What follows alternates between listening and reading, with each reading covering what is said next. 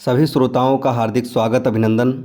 दिल्ली की लड़ाई, बेला का विवाह। आज से ये नई कहानी आल्हा उदल के कहानी में बताई जाएगी। आप सभी लोग हमारे साथ बने रहें। बढ़ते हैं कहानी की तरफ। दिल्लीपति पृथ्वीराज चौहान की पुत्री बेला के यौवन का जब सखियों ने एहसास दिलाया तो माता अंगवा ने अपने पति पृथ्वीराज से वर ढूंढने का आग्रह किया। उस काल में क्षत्रियों के रीति रिवाज इतिहास की भारी गलतियां थीं। राजाओं में मिथ्याभिमान और झूठी शान दिखाने की प्रवृत्ति ज़्यादा थी। उस समय के राजाओं में जितना शारीरिक बल तथा युद्ध कौशल था, यदि वे सब राष्ट्रीय एकता, अखंडता और एकात्मता पर ध्यान देते तो आज भारत सबसे शक्तिमान देश होता। देखिए महाराज पृथ्वीराज ने बेटी बेला का वर खोजने के लिए क्या किया तथा क्या लिखा। उन्होंने अपने पुत्र के साथ 4 साथी, 1 पंडित को भेजा। 80 हाथी, 60 पालकी, 1000 घोड़े और 3 लाख का सामान टीका स्वीकार करने वाले को देने के लिए तय किया। साथ में एक पत्र भी था जिसमें लिखा था, पहला युद्ध तो द्वार पर होगा, इसके बाद मंडप में भांवर पड़ते के समय दूसरा युद्ध किया जाएगा।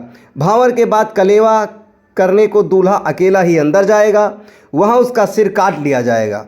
लड़के में हिम्मत हो तो स्वयं को बचा लेगा, अन्यथा मारा जाएगा।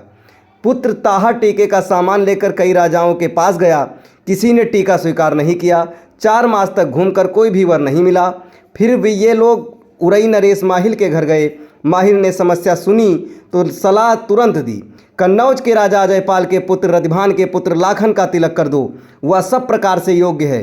बस महोबा मत जाना, क्योंकि बनाफर गोत्र राजपूतों से नीचा है। ताहर रिश्ता लेकर कन्नौज भी पहुंचा, परंतु रतिभान ने टीका स्वीकार नहीं किया। वे माहिल के पास लौट रहे थे तो रास्ते में मलखान मिल गए। जब उन्होंने बताया कि 4 महीने से घूमने पर भी हमारा काम नहीं बना, तो मलखान ने महोबा चलकर राजा परिमाल के पुत्र ब्रह्मानंद को टीका पढ़ाने का निमंत्रण दिया।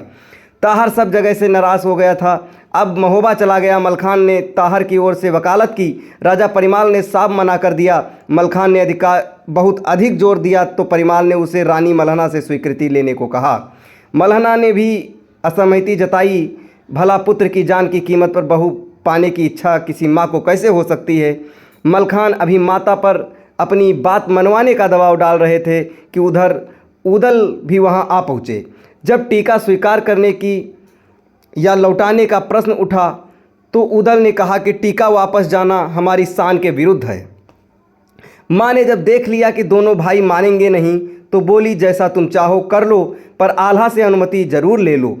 विवश होकर परिमाल ने भी लड़कों की हाँ में हाँ मिलाई। टीका चढ़ाया गया। ताहर को सारे नगर में सामान सहित घुमाया गया। नगर को सजाया गया। नगर की शोभा देखकर चौड़ा पंडित, नाई, भाट और नेगी सबकी आंखें चौंधिया गईं। माहिल को पता लगा कि महोबा में टीका चढ़ गया तो वह चुगली लगाने दिल्ली जा पहुंचा। पृथ्वीराज से जाकर कहा कि तुम्हारे लोग महोबा में टीका चढ़ा आए हैं। बनाफर गोत्र ओछा है, नीचा है, वहाँ से रिश्ता भेज दो, मैं स्वयं उसे लाऊंगा, बस उसको मार देंगे। पृथ्वीराज को यह प्रस्ताव अच्छा नहीं लगा, परंतु माहिल अपनी बहन मलहना के पास पहुंचा और बताया कि चौहानों का यही रिवाज है। बहन ने भाई का विश्वास किया और पुत्र ब्रह्मा को माहिल के साथ भेज दिया। जब मलखान को पता लगा कि ब्रह्मानंद को माहिल ले गया तो सुलेखे को तुरंत पीछे भेजा और उसे पकड़ने को कहा। ब्रह्मा तो मामा पर विश्वास कर रहा था। सुलेखे ने जाकर माहिल को पकड़ लिया और सिरसा लाकर फाटक से बांध दिया। बारात लेकर आल्हा उदल सिरसा होते हुए चले।